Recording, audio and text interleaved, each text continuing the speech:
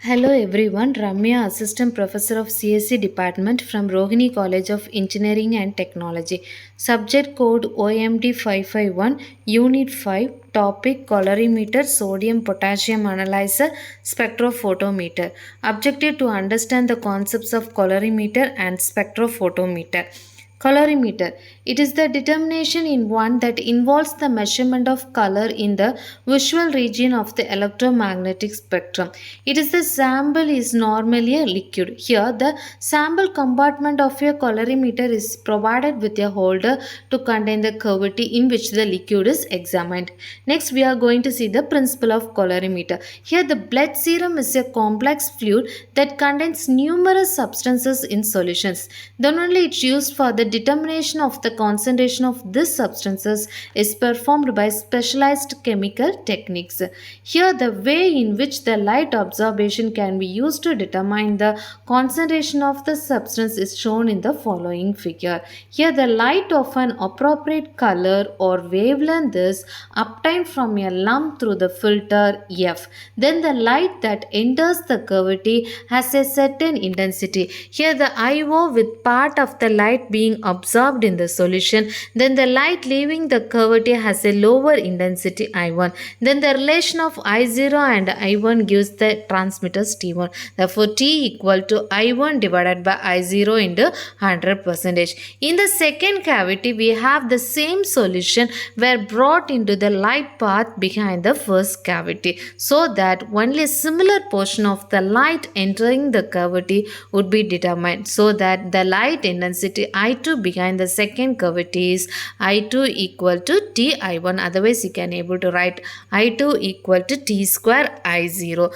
Then the light transmitted through successive cavities decreases in the same number. Then the absorbance or optical density A can be measured as A equal to minus log I1 divided by I0. Otherwise, you can able to write A equal to log 1 divided by T. So the total absorbance of the two cavity is the sum of the individual absorbance. Then the absorbance of the light absorbed depends only on the number of molecules of absorbing substances that can interact with the light. Then we have one law, that is Beer's law. That means the amount of light absorbed by color solution is directly proportional to the concentration of substance in the color solution, that is A equal to AECL, where L is the path length of the cavity. Here C is the concentration of the absorbing substance. A is the absorptivity. Next, we are going to see the filter photometer. That means a colorimeter or filter photometer is used for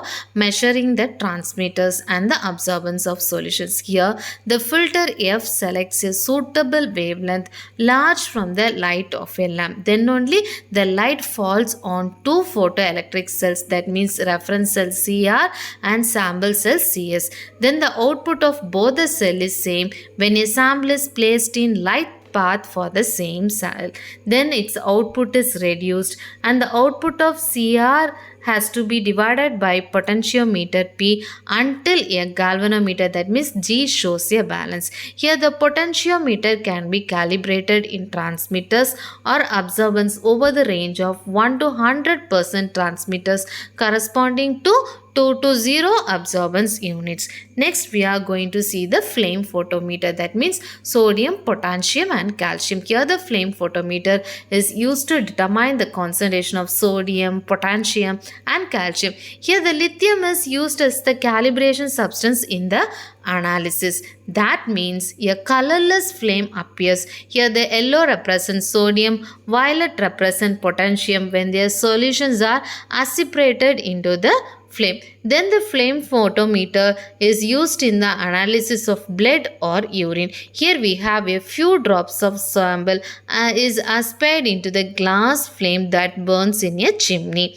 Then the filters are used to separate the red light produced by the lithium from the yellow or violet light emitted by the sodium or potassium. Finally, we will get the balance potentiometer P is calibrated directly in units of sodium or potassium concentration. Next, we are going to see the spectrophotometer. Here, the blood serum is a complex fluid that contains a large amount of chemical substances dissolved in it. It is used to measure a light beam intensity as a function of its color. That means the protein and the iron levels in the blood can be measured with the help of a photometer. That means it shows the spectrophotometer. Here the light from a halogen lamp is passed through the entrance slit S1. That means it is used to indicate on a concave reflector. Then only it focuses the light on a diffraction gradient G. Then we will get the dispersed light from the grating directed on the